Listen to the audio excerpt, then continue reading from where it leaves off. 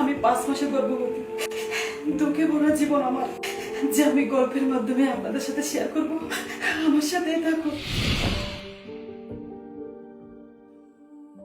নিজের বরের কোলে অন্য একটা মেয়েকে এভাবে বসে থাকতে দেখে হাত থেকে খাবারের ট্রেটা ঝনঝনিয়ে মাটিতে আছড়ে পড়লো। পড়ে যেতে নিয়েও নিজেকে সামলে নিলাম। আকস্মিক এমন ঝনঝন কাচের কোনো কিছু পড়ার আওয়াজে তারা ফিরে তাকালো আমার দিকে। কয়েক ফোঁটা অশ্রু গড়িয়ে পড়তে নিলেই তা অতি সাবধানে মুছে নিলাম। নিজের কষ্টটাকে নিজের মধ্যেই পুষে রাখলাম। ফারিহা রাগে গজগজ করতে করতে এগিয়ে এলো আমার দিকে। রাগ নিয়ে ঝাড়ি নিয়ে আমায় বলল, এই মেয়ে, দেখে শুনে চলতে পারো না? আর কারো রুমে যে নক করে আসতে হয় তা কি তুমি জানো না নাকি? মা বাবা শেখায়নি কিছু? মেরাললেস কোথাকার একটা। আমি বললাম, নিজের রুমে আসতে গেলেও বুঝি নক করে আসতে হয় নাকি ফারিয়া? How deer you! তুমি জানো আমি কে? তুমি আমার সাথে এভাবে কথা বলার সাহস পাও কিভাবে? আর আমায় ফারিহা বলে ডাকবে না, গাইয়া খ্যাত কোথাকার। ভুলে যেও না, আমি রাজফিনের কাজিন। তবে খুব বেশি দিন থাকবো না। আর হ্যাঁ, একবার এই বাড়ির বউ হয়ে নি, তারপর তোমার মতো ডাস্টবিনের কিটকে এই বাড়ি থেকে কিভাবে বের করতে হয় আমিও দেখে নেব। Just mind it. এমন কটু কথা শুনে এখনো সে সেখানেই চুপচাপ বসে আছে। রাজফিন চৌধুরী ওরফে আমার বর কোনো প্রতিবাদ করলো না। গম্ভীর দৃষ্টিতে তাকিয়ে আছে সে আমার দিকে। আমি তাকে বললাম, সময় কথা বলবে। আমি তাদের সাথে আর কোনো কথা না বলে ভাঙা কাচের টুকরোগুলো উঠাতে লাগলাম। আর প্রতিবাদ করেই বা কি লাভ, যেখানে রাজফিন আমার হয়েও একটা শব্দ উচ্চারণ করেনি। এমন সময় একটা ছোট কাচের টুকরো উঠাতে গিয়ে বেশ খানিকটা হাত কেটে গেল আমার। আমার হাত থেকে রক্ত গড়িয়ে পড়তে দেখেও একবারও এগিয়ে এলো না রাজফিন। উল্টো দুজনে হাসাহাসি করতে লাগলো।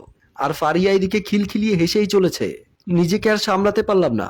আমার চোখ দিয়ে অঝরে অশ্রু গড়িয়ে পড়তে লাগলো। আমি সবকিছু পরিষ্কার করে দৌড়ে বেরিয়ে এলাম রুম থেকে।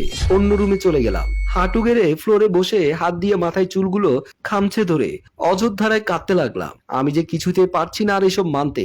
এতক্ষণ নিজেকে সামলে নিলেও আর এখন সম্ভব হচ্ছে না। সামনে আমার রক্তাক্ত হাতটা নিয়ে তাচ্ছিল্যের সাথে বললাম, এটা তো বাহ্যিক রক্তক্ষরণ মাত্র। আমার অভ্যন্তরে এর থেকে যে বেশি রক্তক্ষরণ হচ্ছে প্রতিনিয়ত।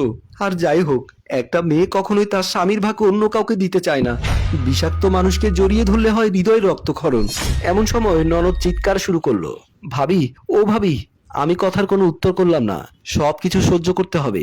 তখন কোনো রকমে উঠে বাইরে আসলাম। ননদ বলল, ভাবি, আমার পোশাকগুলো একটু কেচে দাও। রাগে আমার গা গিজ গিজ করছিল। তারপরও কিছু বললাম না। আচ্ছা ঠিক আছে বলেই সব কাপড় পরিষ্কার করতে ওয়াশরুমে ঢুকে গেলাম। বিকেলবেলা বাড়ির রান্না বান্না সহ সব কাজকর্মই একাই হাতে সামলাতে হয়েছে।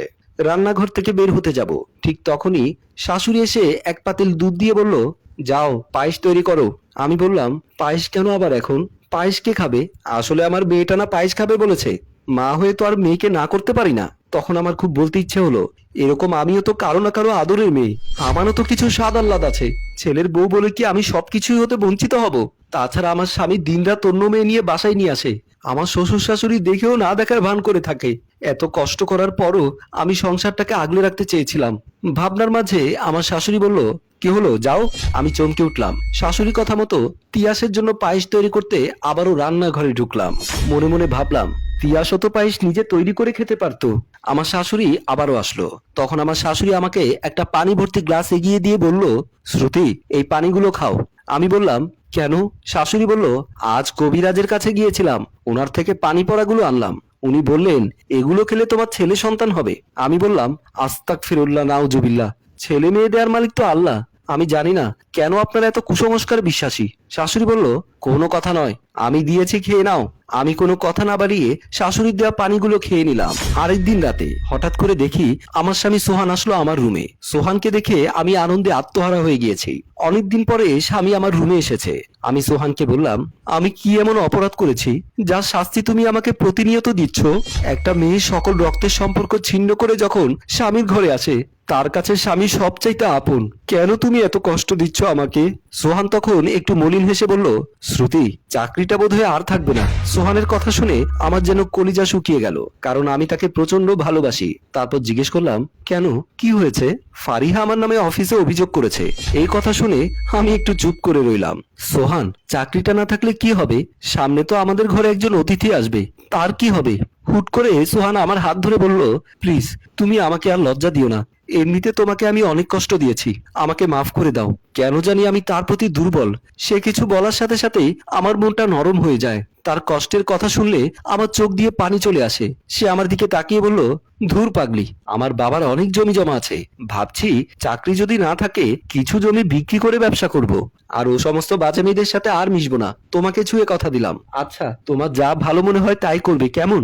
হঠাৎ সোহান আমার পেটে মাথা রেখে বলল, আর কিছুদিন পর বাবা হব, ভাবতে কত যে আনন্দ লাগছে। বাবা হওয়ার মজাটাই আলাদা। আমি হেসে বললাম, হ্যাঁ। পরের দিন সকালে আমি আর সোহান বাবাকে দেখতে গিয়েছিলাম।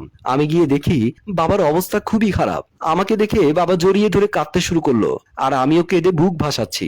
মনে মনে ভাবছি, বাবার অবস্থা এত খারাপ থাকা সত্ত্বেও ওরা আমাকে আসতে দিল না। যদি বাবার কিছু হয়ে যেত, ওরা কি আমাকে আসতে দিত? ভাগ্যিস সোহান ভুল বুঝতে পেরে এসেছিল, না হলে আমি আমার বাবার মুখটা দেখারও সুযোগ পেতাম না। তারপর বাপ নিয়ে অনেক কথা বললাম। বাপের বাড়িতে 2 দিন থাকলাম। 2 দিন পর আমার ননদ কল করে বলল, ভাবি, বাপির বাড়ি যে চলে গেছেন, বাড়ির কাজগুলো কে করবে শুনি? তাড়াতাড়ি বাড়ি আসেন, মায়ের খুব শরীর খারাপ। আমি আর কিছু বললাম না, বাবাকে বললাম আমাকে যেতে হবে, আমার শাশুড়ি নাকি অসুস্থ। আর কি করা, সোহান আমাকে নিয়ে চলে রওনা দিল। এভাবে কাটলো 3 মাস। হঠাৎ করে আমার একদিন খুব ব্যথা শুরু হয়ে যায়। সোহানও বাড়ি নেই, সে কাজের খোঁজে অন্য এক জায়গায়। আমি তো ব্যথায় বারবার চিৎকার করছি, খুব কাঁদছি। আমার শাশুড়ি শুধু আমাকে পানি পড়া খাওয়াচ্ছে, কিন্তু কোনো কাজ হচ্ছে না। আমার কান্না শুনে বড় ভাবি দৌড়ে আসলেন। উনি এসে জিজ্ঞেস করলেন আমার কি হয়েছে। আমি কাতরাতে কাতরাতে সব কথা বললাম। সব শুনে বড় ভাবি আমার শাশুড়িকে ইচ্ছে মতো গাল দিল। বড় ভাবি আমার শাশুড়িকে বলল, বউকে হসপিটালে নিয়ে যাও। কিন্তু আমার শাশুড়ি বলল, আমি কিভাবে ওকে হাসপাতালে নিয়ে যাব, আমার কাছে কোনো টাকা নেই। আমার শাশুড়ির কথা শুনে বড় ভাবি বলল, তাহলে তুমি সোহানকে ফোন করো। আমার শাশুড়ি কিছু না বলেই চলে গেল। আমি বড় ভাবির সাহায্যে আমার বাড়িতে ফোন করলাম। সব শুনে আমার বাবা আসলো। আব্বা এসে আমাকে একটা প্রাইভেট হাসপাতালে নিয়ে গেল। যখন ডাক্তাররা আমাকে সিজার করতে নিয়ে যাচ্ছিল, তখন আমি বাবার দিকে তাকিয়ে খুব কান্না করলাম। সোহানের ছবিটা বারবার চোখের সামনে ভেসে উঠছে। জানি না আর কখনো সোহানের মুখটা দেখতে পাবো কিনা। নিয়ে গেল হুইল চেয়ারে করে, আমাকে সিজার করা হলো।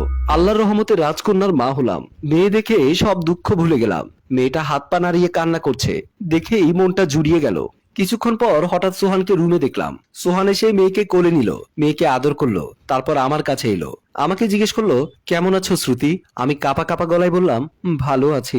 আমি এদিক ওদিক তাকাচ্ছিলাম, আমার শাশুড়ি আর ননদকে কোথাও দেখতে পেলাম না। আজ 4 দিন হাসপাতালে, এখন আমি মোটামুটি সুস্থ। 4 দিনের মাথায় আমার শাশুড়ি আর ননদ একটিবারের জন্য এসেও আমার মেয়েকে দেখলো না। আমার শাশুড়ির রাগের কারণটা আমি বুঝতে পারছি, কিন্তু উনি যে এতটা রাগী হবেন তা জানতাম না। আচ্ছা, মেনে নিলাম আমিই বা পর, কিন্তু এই মেয়েটা তো উনাদের বংশধর, বংশের প্রদীপ। হাসপাতালের বিল আসলো 35,000 টাকা। সোহান 15,000 টাকা দিয়েছে, আর বাকি 20,000 টাকা আমার আব্বা দিয়েছে। আমাকে হাসপাতাল থেকে সোজা আমাদের বাড়িতে নিয়ে গেল। যাই হোক, আমি একটু হাফ ছেড়ে বাঁচলাম। আমাদের বাড়িতে আমি প্রায় 1.5 মাসের মতো ছিলাম। হঠাৎ করে একদিন আমার শাশুড়ি এসে আব্বাকে বুঝিয়ে রাজি করে আমাকে নিয়ে গেল শ্বশুর বাড়িতে। সেদিনের পর থেকে ঘরে মোটামুটি শান্তি ছিল। ভেবেছিলাম সব ঠিক হয়ে যাবে, কিন্তু আমি কি জানতাম যে সব আবারও আগের মতো এলোমেলো হয়ে যাবে। কিছুদিন পর সোহান কেমন জানি হয়ে গেছে, অল্পতেই রেগে যায়। আগের মতো আমার সাথে আর কথা বলে না, সব সময় আমার থেকে দূরে থাকে। সোহান ইদানিং আবারও আমার গায়ে হাত তুলছে।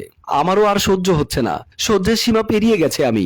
একদিন সোহান দোকান থেকে এসে বলল, শ্রুতি, আমার জামা কাপড়গুলো পরিষ্কার করে দাও। আমি বললাম আচ্ছা, কিন্তু তখন মেয়েটি কান্না করছিল। মেয়ের খাওয়ার সময় হয়ে গেছে। আমি মেয়েকে খাওয়াতে ব্যস্ত হয়ে পড়লাম। এদিকে সোহানের বলা কাজের কথা আমার মাথায় ছিল না। কিছুক্ষণ পর সোহান এসে আমাকে জিজ্ঞেস করলো, শ্রুতি, আমার জামা কাপড়গুলো পরিষ্কার করেছো তো? আমি বললাম, সোহান, আসলে তিথি খুব কাঁদছিল, ওকে একটু খাওয়াচ্ছিলাম। তুমি চিন্তা করো না, আমি এসব এক্ষুনি করে দিচ্ছি। আমার কথা শেষ হতে না হতে সোহান আমার চুলের মুঠি ধরে মারতে মারতে বলল, তোর দ্বারা কিছুই হবে না। সারাদিন কি করিস তুই? শুধু আমার মা বোনের সাথে ঝগড়া, আর তাদের বিরুদ্ধে আমার কাছে নালিশ করতে পারিস? সোহান আমাকে মেরেই চলেছে, কিছুতেই থামছে না। আমিও এক পর্যায়ে সোহানকে ধাক্কা দিয়ে ফ্লোরে ফেলে দেই, আর নিজে তাড়াতাড়ি করে বাথরুমে ঢুকে যায়। আমি কি করব ভেবে পাচ্ছি না। আমি হাঁপাতে থাকি, এক পর্যায়ে অজ্ঞান হয়ে পড়ে আছি। প্রায় 3 ঘন্টা পর যখন জ্ঞান ফিরে, তখন নিজেকে হসপিটালের বেডে আবিষ্কার করি। আমি চোখ খুলতেই বাবা সোহানকে কষে একটা চড় মারে, আর বলে, পরিবারে তো ঝামেলা হয়, তাই বলে কি এমন করে আমার মেয়েকে মারবে? আজ যদি কিছু হয়ে যেত, তাহলে আমার নাতনির কি হতো? বাবার কথা শুনে সোহান কিছুই বলল না। আমি শুধু চুপ করে সোহানের দিকে তাকিয়ে আছি। বাবা বলল, আমি আমার মেয়েকে নিয়ে যাচ্ছি, আর নয় তোমাদের বাড়িতে। সোহান দৌড়ে এসে আমার হাত ধরে বলল, প্লিজ আমাকে আরেকটি বার সুযোগ দাও, আমি আর জীবনে তোমার গায়ে হাত তুলবো না। এমন সময় শাশুড়ি আর ননদ এসে বলল, ভাবি তুমি আমাকে মাফ করে দাও, আমি তোমার উপরে অনেক অন্যায় করেছি। আমার শাশুড়ি বলল, আমার নাতনিকে না দেখলে এখন আমি আর থাকতে পারবো না, প্লিজ আমাদের ক্ষমা করে দাও, আজকে থেকে তুমি আমার মেয়ে, বউ নও। আমি বললাম, মা এতগুলো দিন আমি কি করে সহ্য করেছি জানো, আমার শেষ ভরসা ছিল একদিন সব ঠিক হয়ে যাবে। সবাই হাসি খুশিতে মেতে উঠল।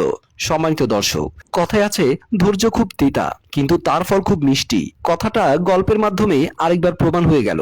তাই আমি মঞ্জুর মোর্শেদ মনে করি সর্বদা ধৈর্য ধরুন, দিন শেষে মিষ্টি ফল পাবেন। গল্প রচনা প্রযোজনায় মঞ্জুর মোর্শেদ, পরিচালনায় রেজাউল কবির চৌধুরী, ক্যামেরায় হানিফ ও ফয়সাল।